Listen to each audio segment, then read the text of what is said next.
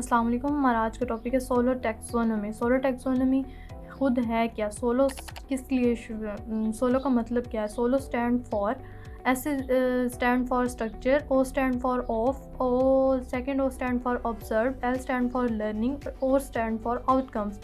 Structure of observe learning outcomes, ये हमारे examination system में आज भी यही सिस्टम यूज़ किया जा रहा है। So taxonomy for the classification, structure of observe learning outcomes classification, ये इसका है सोलो टैक्सोनॉमी का मीनिंग। उसके बाद ये किसने प्रेजेंट किया था? Biggs and Collis develop the SOLO taxonomy 1982 में बिग्स और कॉलेज ने इसको पेश किया था। किस लिए पेश किया था? कि स्टूडेंट सेल्फ लर्निंग कर सकें इसके अकॉर्डिंग। उसके बाद इन 2006 में सिर्फ 9 कंट्रीज़ थी जो इस अप्रोच को यूज़ कर रही थी। पाकिस्तान 10वें नंबर पर थी जिसने सोलो टैक्सोनॉमी को यूज़ किया था। अब 125 कंट्रीज़ यूज़ कर रही हैं इस स्ट्रक्चर को अपने एग्जामिनेशन सिस्टम में। इसके अकॉर्डिंग पेपर चेक किए जाते हैं, इसके अकॉर्डिंग पेपर्स को मार्क किया जाता है।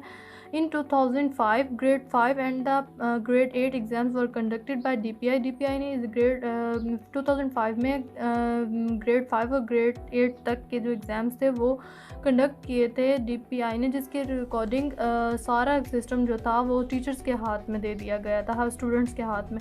नो पास और नो फेल का सिस्टम 2005 में अरेंज किया गया था पाकिस्तान में।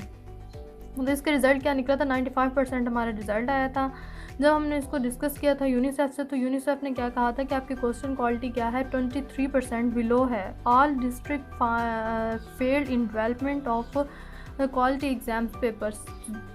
एक उन्होंने कहा था कि एक स्कूल का रिज़ल्ट 90% या 100% आ सकता है, लेकिन एक डिस्ट्रिक्ट का, एक सूबे का और एक पाकिस्तान, आपके पूरे पाकिस्तान का ही क्या हुआ था कि जब हमने डिस्कस किया था इसको यूनिसेफ के साथ, तो यूनिसेफ ने कहा था कि आपके पूरे पाकिस्तान का रिज़ल्ट कैसे 95% हो सकता है? ऐसा हो ही नहीं सकता। यूनिसेफ ने फिर इस पर तहकीक की थी, जिसका नतीजा क्या निकला था?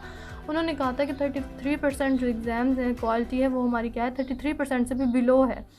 All district failed in development of the quality of the exam paper. सब डिस्ट्रिक्ट फेल हो गए थे कि वो खुद पेपर नहीं बना सकते, उनके पेपर की क्वालिटी ऐसे ही नहीं थी। या तो स्टार्टिंग के कुछ पे सब्जेक्ट से पेपर बनाया गया था, या मिड के दो चार सब्जेक्ट से पेपर बनाया गया था। कोई भी डिस्ट्रिक्ट कामयाब नहीं हुआ था पेपर बनाने में। टीचर ने स्टूडेंट का फ़ायदा लिया था, स्टूडेंट ने टीचर्स का फ़ायदा लिया था, स्टूडेंट्स ने रिश्तेदारी का फ़ायदा लिया था, कभी किसी ने किसका फ़ायदा लिया, ताल्लुकात का फ़ायदा लेते हुए 95% रिज़ल्ट बनाया गया, जबकि असल में क्या था? 33% से भी कम था हमारा रिज़ल्ट। टीचर रिलैक्स कर दिए गए थे क्योंकि सारी अथॉरिटी टीचर को दे दी गई थी। International trader for the development of the paper, international trader पे क्या किया था? डेवलपमेंट ऑफ पेपर के लिए वो किया गया था। No one was ready to help. जब हमने इंटरनेशनल लेवल पे इसको लेके जाना चाहा तो किसी ने हमारी कोई हेल्प नहीं की थी। हर कोई चाहता था कि अथॉरिटी टीचर के पास ही रहे, नो पास नो फेल वाला सिस्टम ही चलता रहे और टीचर की अथॉरिटी आती रहे, टीचर पढ़ाएं ना, टीचर रिलैक्स रहें।